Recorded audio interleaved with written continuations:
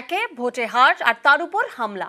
কোচবিহারে আতঙ্কে বিজেপি কর্মী সমর্থকরা। তাদের প্রশ্ন, হারের পর বিজেপি প্রার্থী নিশীথ প্রামাণিক কোথায়, কেন তিনি পাশে নেই? ব্যারাকপুরে অবশ্য অন্য ছবি, বিজেপির আক্রান্ত কর্মীদের পাশে অর্জুন সিং। কোচবিহার এই লোকসভা আসনটি এবার বিজেপির নিশীথ প্রামাণিকের থেকে ছিনিয়ে নিয়েছে তৃণমূল। জিতেছেন জগদীশ চন্দ্র বসুনিয়া।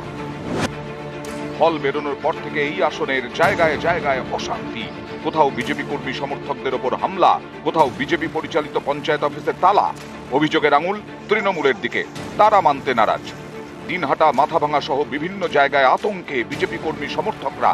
স্থানীয়দের দাবি, অনেকেই ভয়ে ঘর ছাড়া। কিন্তু এই বিজেপি কর্মীরা যার ভরসায় ভোটের ময়দানে নেমেছিলেন, সেই নিশীথ প্রামাণিকের দেখা পাচ্ছেন না। ফলে তাদের একটাই প্রশ্ন, নিশীথ কোথায়? এই মুহূর্তে প্রত্যেকটা কর্মী আমরা খুব আতঙ্কিতের মধ্যে আছি। এলাকার প্রত্যেকটা মানুষের সঙ্গে যোগাযোগ হচ্ছে। আমরা আমাদের যে সাংসদ, বিদায়ী সাংসদ, যার জন্য আমরা লড়াই করেছি, এই মুহূর্তে আমরা অবশ্যই বলবো যে সাংসদ যাতে প্রত্যেকটা কর্মীর পাশে থাকে এবং আমাদের বিপদে যাতে উনি অবশ্যই আসেন। বিজেপি কর্মী সমর্থকরা ভয়ে সিটিয়ে নেতাদের পাশে পাওয়ার অপেক্ষায়। বিজেপি রাজ্য সভাপতি বললেন প্রতিবাদ করতে। আমার কর্মীদেরকে বলবো, সকলে একত্রিত থাকুন, প্রতিবাদ করুন, প্রতিরোধ করুন। পার্টি আপনাদের পাশে আছে, সুকান্ত মজুমদার পাশে আছে। আমি যাচ্ছি এবং খুব তাড়াতাড়ি যেখানে যেখানে আমাদের কর্মীদের উপর আক্রমণ হয়েছে সেইখানে আমি পৌঁছবো। আমি দেখতে চাই যে তৃণমূলের গুন্ডাদের, হারমাদদের কতটা সাহস আছে এবং এদের কতটা দম আছে। এই পশ্চিমবাংলার এই কালচারটাও তো তৃণমূল কংগ্রেসের এতগুলো শীত পাওয়ার পর এই কালচারটা ছেড়ে দেওয়া উচিত। মারপিট ঝামেলা করে এসব করে বন্ধ, যেখানে যত বেশি মারপিট হয় সেখানে তত বেশি যেতে। আমার উপরে যত বেশি অত্যাচার হয়েছে, আমি জিতলাম তো।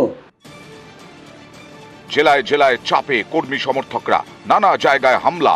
এরই মাঝে বিজেপি নেতাদের নানা মন্তব্য।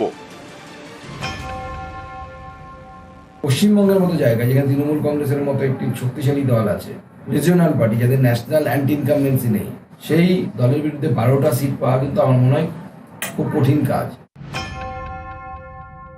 আমাদের কিছু ভুল ত্রুটি ছিল যেটা আমরা বুঝতে পারিনি।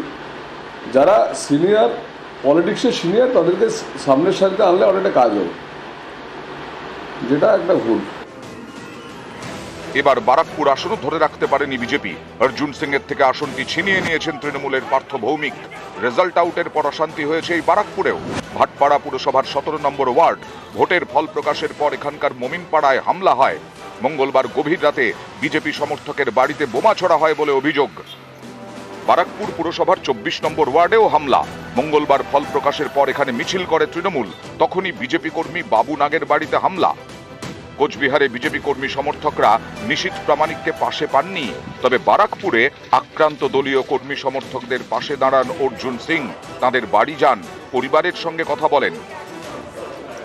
বিজেপিকে ভোট দিয়েছে তাই জন্য বোম ফেলেছে, বিজেপিকে অর্জুন সিংকে সমর্থন করে তাই জন্য তার উপরে হামলা। 2021-এ যে পোস্ট পোল ভায়োলেন্স ছিল তার পুনরাবৃত্তি আবার শুরু করেছে।